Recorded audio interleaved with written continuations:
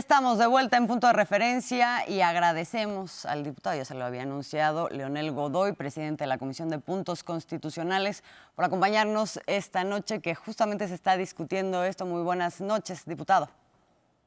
Buenas noches, Azul. Buenas noches, Alberto. Qué gusto estar en Canal 11.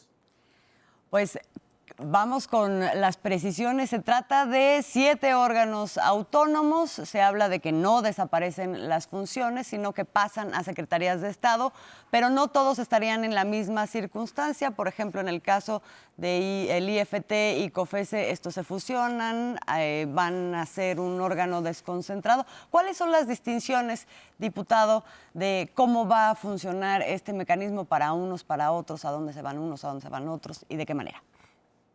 Bueno, primero es conveniente aclarar, Azul, Alberto, que no desaparece, se transforman.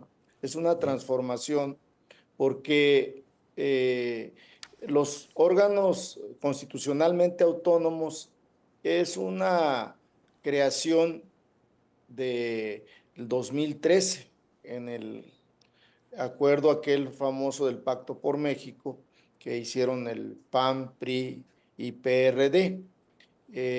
Ahí acordaron la creación o la constitución de estos órganos, llevarlos a la categoría de constitucionales, y eso sucedió, pero antes los organismos autónomos de funciones autónomas técnicamente empezaron a funcionar desde 1992, o sea, duraron más de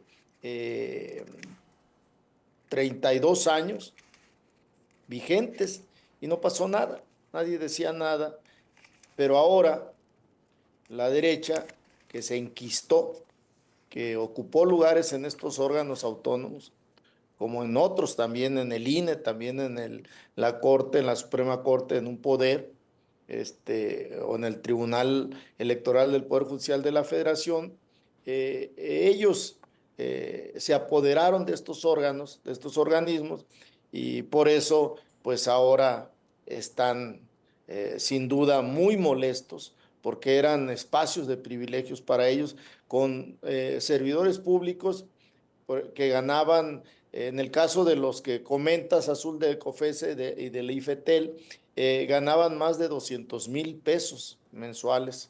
Entonces, pues eran una burocracia dorada que, como se dijo en el debate, costaba más de 32,000 millones de pesos a las mexicanas y a los mexicanos. Diputado, le saluda Alberto Nájar. Buenas noches, bienvenido. Buenas Diputado, noches, Alberto. parte de la conversación que se ha planteado en los últimos días se concentra en el INAI, que ha recibido una defensa inclusive de relatores de la ONU que plantean o están señalando que con esta desaparición del instituto se violarían derechos humanos. Al no desaparecer las funciones, ¿cómo quedaría entonces este planteamiento? ¿Qué decir ante estas lecturas que se plantean en la discusión pública, diputado? Bueno, el INAI, reitero, antes había el IFAI, yo no sé si se recuerdan ustedes, Sí, claro. y era un órgano técnicamente autónomo, aunque no era un órgano constitucionalmente autónomo, que hay diferencia en eso. Y esas funciones que se ejercieron, no hubo ninguna diferencia salvo estos sueldos privilegiados para los consejeros del INAI, pero ahora lo que se está buscando es que una parte se vaya a la Secretaría de Anticorrupción y Buen Gobierno, lo que era de la función pública. Pero lo más importante, creo yo, que vale resaltar, Azul, Alberto, es que se crea la Agencia de Transformación Digital y Telecomunicaciones. Esta agencia no solo va a cumplir estas funciones en la parte de transparencia, de información oportuna, veraz, sino que además va a tener otras funciones que amplían los derechos de las mexicanas y de los mexicanos a estar informados por la innovación tecnológica que se va a tener. Esta agencia digital de transformación e innovación creo yo que de telecomunicaciones, yo creo que va a cumplir una función más amplia que el propio INAI. Creo que dijo una distinción muy importante, diputado, la diferencia entre la autonomía técnica y la autonomía constitucional. ¿En qué consiste esa distinción y qué permite entonces que no sean ahora autónomos constitucionalmente? Bueno, no van a ser autónomos constitucionalmente, pero sí va a haber organismos, va a haber, por ejemplo, un organismo público descentralizado eh, que va a cumplir estas funciones fundamentalmente de competencia económica, lo que tú comentabas de la fusión de COFESE y del IFETEL, y por ese motivo, en este caso, pero en otros más, la propia agencia, va a haber órganos desconcentrados también que van a tener la autonomía técnica, que por cierto es lo que acordamos, es lo que está previsto en el TEMEC. Se va a cumplir, sin ninguna duda, los compromisos internacionales que adquirimos con Canadá y Estados Unidos en el TEMEC. No va a pasar nada en ese sentido porque ellos no hablan de esta autonomía constitucional, porque en Estados Unidos y en Canadá no son organismos constitucionales, son organismos nada más autónomos técnicamente, sin que esto quiera decir que tienen rango constitucional en Canadá o en Estados Unidos. Solo aquí en México, dentro del Pacto por México, porque convenía en ese momento el modelo neoliberal, les convenía, como les convino, por cierto, ellos son los creadores del concepto de prisión preventiva oficiosa. Ellos la crearon en el 2008 porque así les interesaba por lo que venía en la famosa guerra de Felipe Calderón contra el crimen organizado. Entonces, ha correspondido a coyunturas de los gobiernos de derecha estas decisiones que ahora ellos mismos están combatiendo y que ellos votaron a favor. Bueno, no votaron a favor, ellos los crearon.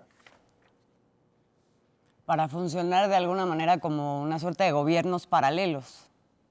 Son, como sabemos, atribuciones que le corresponden al Estado mexicano, que ellos buscaban que fueran otros organismos que respondieran directamente a los intereses, porque el poder que se divide en tres órganos de gobierno, pues se gana en elecciones, en el caso del legislativo y del ejecutivo, y se elegía en el Senado a los miembros de la Suprema Corte de Justicia de la Nación, del Tribunal Electoral del Poder Judicial de la Federación, del Consejo de la Judicatura.